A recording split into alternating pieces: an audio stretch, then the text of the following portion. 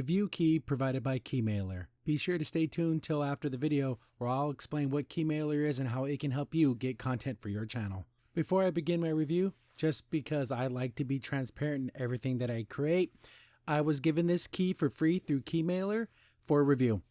There were no stipulations on how I do my review. The only thing I had to do was not release this video until the game came out and use tags and make sure to tag them on social media.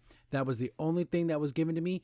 Nobody told me what to say, how to say, to love the game, to hate the game, nothing.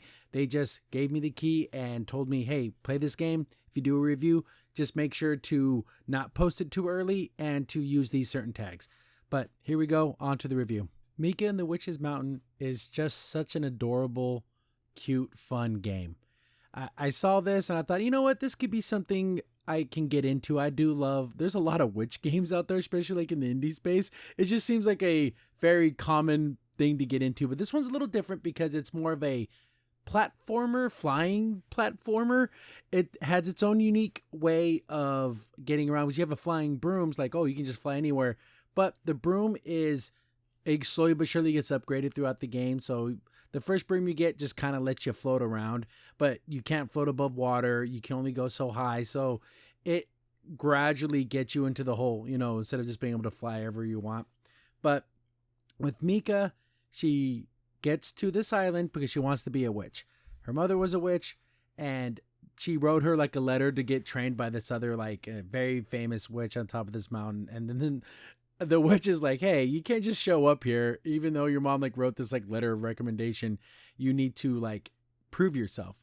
So she ends up getting pushed back down the mountain, but her broom breaks, and that's how you got to start off with just a little broom. And then you meet the townsfolk. Very colorful. All the characters are so adorably cute. Even the characters that are supposed to be like the big, rough kind of male characters, they're still super cute. I do love their art style so very much. And so you get a job at the delivery service. And anyone know any other witches that deliver things that are very famous? So if you wanted to play Kiki's Delivery Service, the game, this is pretty much it. You go around delivering packages and slowly but surely start building the trust of the people, because when you deliver, you have to get your little card stamped, and the better your delivery, the higher the rating you get. So then you do those jobs, slowly but surely build up your broom. So that's the basic gist of the game story and the mechanics of it. Start out visually. I love these graphics. Very colorful, very bright. Even when the skies will darken and stuff like that, because there's certain parts of the game take place at night, during the day. Just gorgeous. I just love the way this look. I love all the character designs. Mika is adorable. Every single character in this game is just like a fun Wind Waker style of just adorableness. If that is something you can, the adorableness is at a 10. I love just the feel of just flying around. You can just explore, which I thought was another fun thing, part of the game, is because you have to do your deliveries, but there's no like, you have to do this in this amount of time. So you can just leave a delivery package there and just fly around the island. You're not going to be able to go to many places in the beginning until you start getting better brooms and being able to activate all the different little areas and open them up. But visually, just like a stunning little island with lots of different, it doesn't have biospheres, but there's definitely different parts of the island that do look different. Like you have the little town that's like the little port city. It's like a port village. Then you have like the mountain area, and then you have like the more of like the hilly, foresty type area. They put a lot into just this very small island, and I think that's really cool to give us a lot of variety in what is not a very big space, because you could probably fly around this island in about 5 minutes. The music and sound, both excellent. You're not hearing any of the music because YouTube thinks I'm stealing music, so I can't play any of the music, which I think is kind of ridiculous. I'm doing a review. I would like to talk about the music. Just know that it's very calming. It's very nice. It's very fitting to the setting. I do like it. I wouldn't even mind having this soundtrack to, like, if you need to listen to music while you sleep, this would be a very good soundtrack to do that. Very Animal Crossing, very Minecraft, you know, that very soft, very good music. I just wish you could hear it. Please don't demonetize my video. I'm doing a review. I was given this key. This is ridiculous. My big complaint is in the sound. The sounds are great, like the actual like jumping and flying and the sounds of the wind. Perfect. There's no VA. There's no voice acting. Ugh, I know it's like a smaller project, but I don't mind reading. I mean, I grew up with the Nintendo. I grew up with Super Nintendo where there was no talking in games. But you see these characters, and I'm imagining voices of what they should sound like. And it would just be really cool to hear them speak because all you get is stuff like, like little grunts and like, just little sounds. But it would have been nice for there to be a fully voice acted, but I know that's expensive and it would drive up the production costs of the game. But it would have been really nice to have some type of voice acting. Gameplay. I hope you like fetch quests because this is nothing but fetch quests. And then you have exploration, but the main mechanic of the game is picking up a package and delivering it. But then there'll be certain parameters of your deliveries.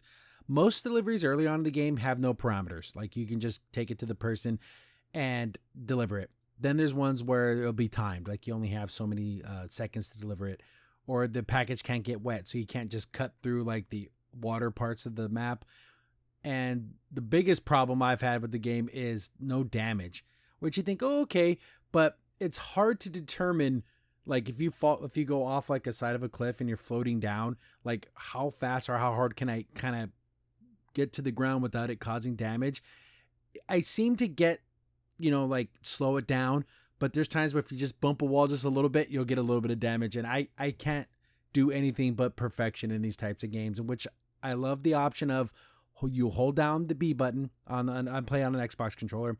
You hold down the B button and it will just send the package back to where it started. Then you can start the delivery all over again. There's no penalty.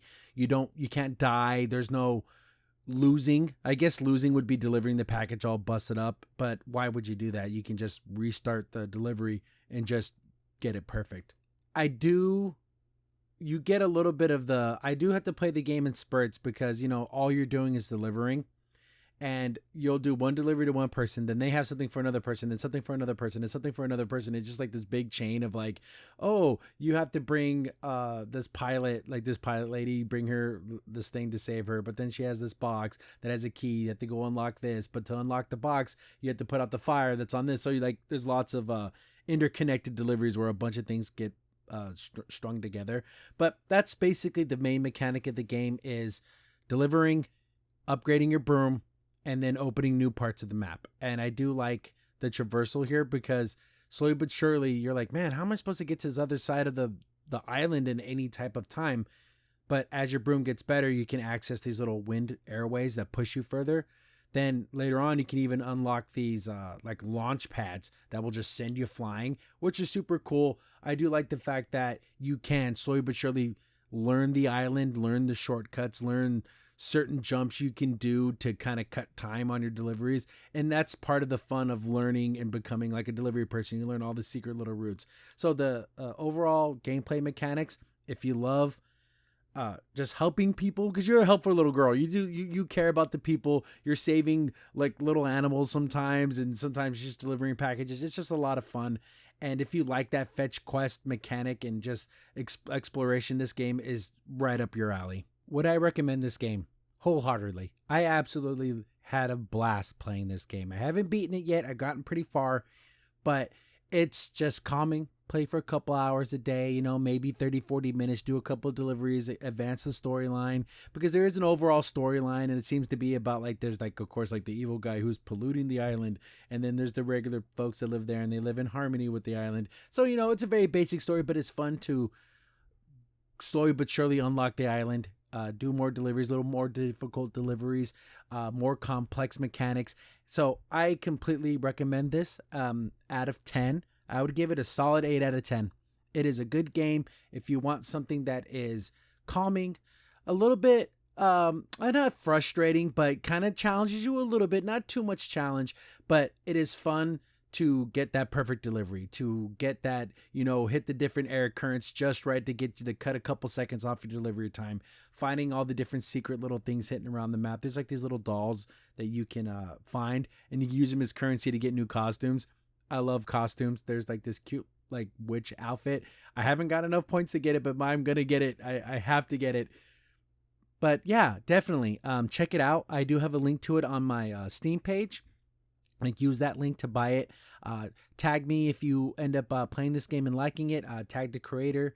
And yeah, definitely give it a shot. If you love cute, fun games with a really cute art style, fun characters, definitely check out Mika and the Witch's Mountain. Thanks for watching the whole video. And like I promised, Keymailer.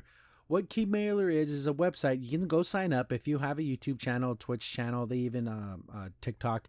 If you have social media and you're looking for content for like review, you can sign up, put in all your information, you know, where your channel is and everything. And then you can look at games and you can just say, hey, I request this key. And then you go through like a little quiz. Some of them have different questionnaires about like what kind of content you create and everything. And then, you know, you sit back and then you'll get an email saying, hey, the developer of this game has accepted your key request. Here's your key. And then the stipulations about your review. I have never gotten a review key where it told me what to say and how to say it. Mostly, the only restrictions you're going to have is posting what time you can post your review, restrictions on streaming, like, oh, you can stream the game, but only on these dates. Like, every company has its own way they want to do things. And using certain tags. Like, if you post a video, make sure you tag the creator, certain hashtags and everything. But I have never came across a review where the person's like, oh, you better give this an 8.5 or gave you what to say and how to say it, which is good. I don't like the integrity of the review is very slanted, especially I grew up with video game magazines and how they would just be paid off. And I don't like that. So if you're going to use Keymailer, do what I did. Make a little bumper at the beginning explaining what you got. You got the key for free, but explaining transparency about like how the review happens, the whole process of that. So yeah, definitely check out Keymailer. If you're looking for content for your channel, video game content, they even have, sometimes they have software like art programs and stuff like that, but I'm no good. I can't draw for beans. So they have things like that sometimes, but it's mostly going to be just video game content. But yeah, definitely check it out. Tag me if you use Keymailer. Let me know if you guys like game reviews and I'll do more of them. This was a lot of fun. See you guys on the next one. Crimson Sin here. Thanks for watching the video. Remember, liking, subscribing, sharing, and commenting on the video really helps out a lot. It gets the video spread around more people get to see the videos, and we get to make more videos for you guys. So thank you, and we appreciate every single one of you guys.